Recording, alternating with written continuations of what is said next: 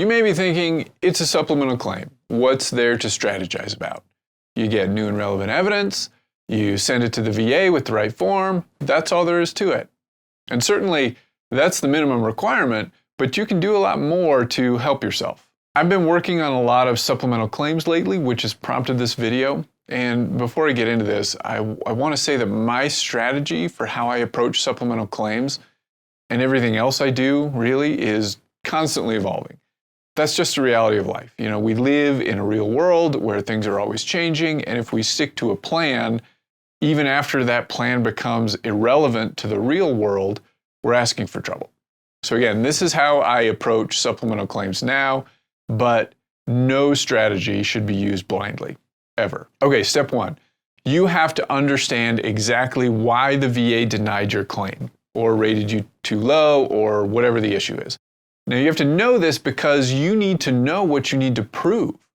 And once you figure out what you need to prove, then you can go and get the new and relevant evidence that will prove those things. So step two is to gather that new and relevant evidence, which can be almost anything, really. Lay statements and medical opinions are the most common, but anything that is new and relevant and will help you counter the VA's reason for their denial is fair game.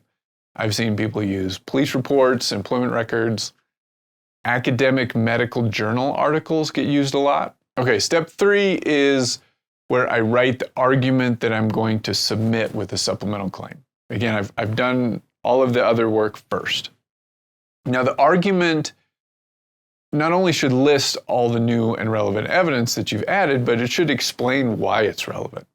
And up to this point, you know, everything I've talked about in this video is pretty run-of-the-mill. But here, in the argument part, is where you have to apply your judgment. You have to write something that's convincing. And you have to assume that the rater will, at best, only skim whatever you're going to write. Now, this is a problem for folks, especially lawyers. We tend to think people will just be blown away by the power of our words. Light will shine down from above, and they will acknowledge their errors with humility and right the wrongs of the world. That never happens. In reality, as a writer, you have to expect that you're going to lose people's attention very quickly and plan for that. How you plan for that is you know your audience, right? Veterans are typically mad at the VA. It makes sense. But just know that the rater who's reading that isn't going to read your angry screed about how awful the VA is. So leave that stuff out. Again, you're not going to get much of their time and attention. So use what little you have to focus like a laser on the most important parts of the new and relevant evidence that you've provided and explain why those most important parts mean the rater should grant your claim. That's your best chance. Now, I tend to focus primarily on facts and evidence in supplemental claims. I do mention some law, but I don't hit it very hard because in my mind, that's not the main point of a supplemental claim. We're doing this to add the right evidence into the C file.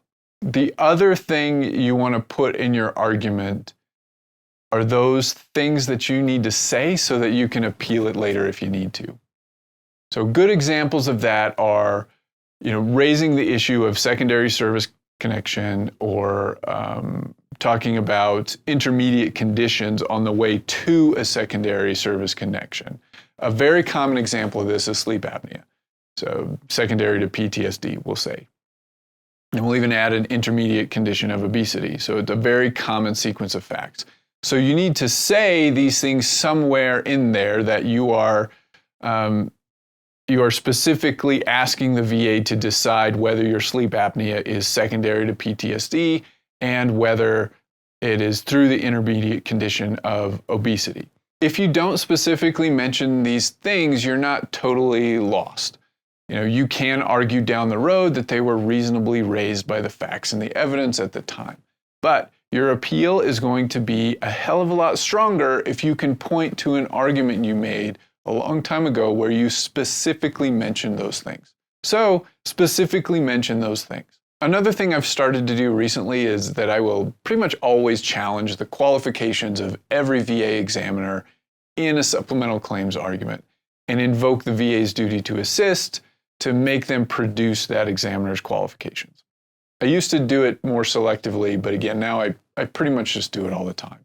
Now, step 4 is when you want to step back from your argument and then go look at your evidence, because sometimes your argument will outrun your evidence. And what I mean by that is you'll get carried away in pointing out the things that the VA missed. So you need to go back and make sure your evidence actually supports all those things. And sometimes when you write your argument, you'll think of something new. And again, you want to go out and get that evidence and add it to your list. Step 5, file it. That step's pretty simple. Okay, the argument part of this, step 3, was the most in-depth. I think that's appropriate, how it should be. It is your chance to persuade the VA that they're wrong. So be deliberate about it and use that wisely. I hope you found this video helpful. Let me know in the comments if there's a topic you'd like me to cover. And as usual, if you want me to help you with your claim, you can reach out to me through the links below.